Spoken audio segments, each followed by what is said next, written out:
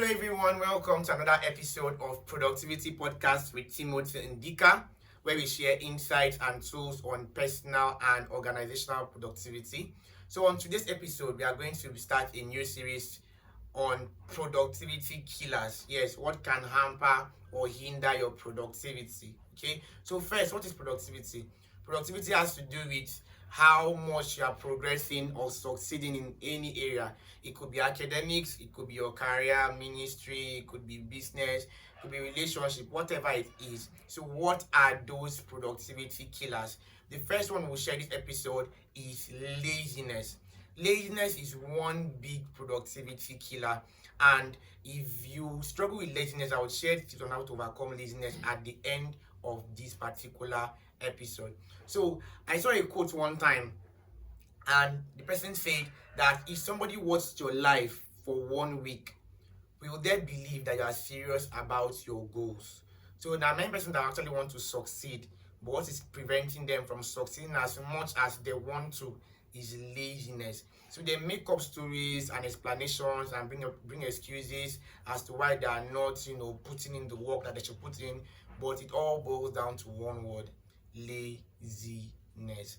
So I remember when I was in 100 level and I got a friend by the name Anderson. Shout out to Anderson, right? Anderson has this enthusiasm and zeal for study, right? This is what I will share towards the end of the video, and it really helped me to be serious in my academics. And then along the line, I started a business brand, right? Dr. Tim Tutorials, and I wasn't really putting in much work in the brand to make it big, but along the line came our current manager, Pastor Austin. Shout out to him too, with so much enthusiasm for business, and now we are pushing and we are pushing, we are pushing. But before I get to that part, laziness is terrible because you can have amazing things to accomplish in your relationship. You can have amazing heights to attain in your ministry. You can have amazing milestones to hit and pass in your academics. But by the time you are sluggish, you are draggy. I like that word sluggish because it's like slothful, sluggish, like draggy about executing, the plans and the ideas you should execute. Then you not see the results, because like I usually say, nothing works until you work. Nothing works until you work. So a student who doesn't read and you have an exam coming up, you should not expect good grades, right? A minister who doesn't pray, who doesn't prepare for his sermons and the rest, should not expect his church to grow. Do you get? So having said all this, let's talk about how we can overcome laziness, right? The first key to overcoming laziness for me is writing goals. One of the reasons why people do not get to progress in any area is because they lack clear goals. Like, if you don't know what you want to achieve, then you're not going to achieve it, right? Writing clear goals is going to propel you to actually take the work, because as human beings, we like to hit target. So if you have a target, you'll be inspired to hit that target. But when you don't have any target, the target is very vague, you will not have that inward motivation or drive to do any work at all. So that's the first thing. The second thing that can help you overcome laziness is an enthusiastic association. What do I mean? People that are zealous in a particular area you want to be productive in. For example, I mentioned earlier my friend Anderson.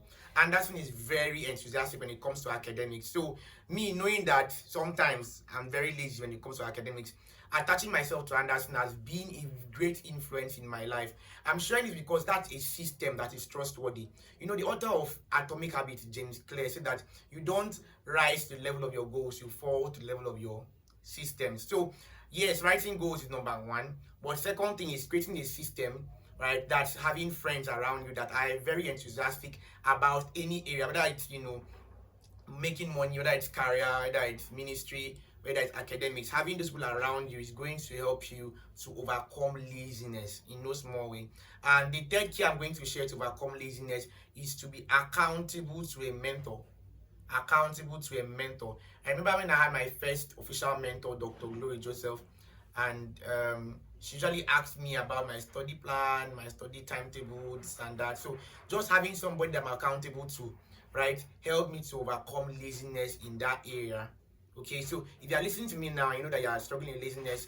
Write down your goals clearly, right? Start being close to friends that are enthusiastic about that area you want to be productive in, and then be accountable to a mentor. The last thing I would say in this episode is a quote I saw online. It says that start where you are, use what you have, and do what you can.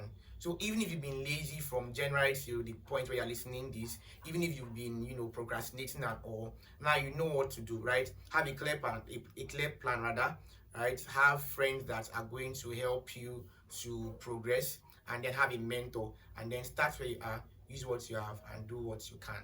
See you in the next episode.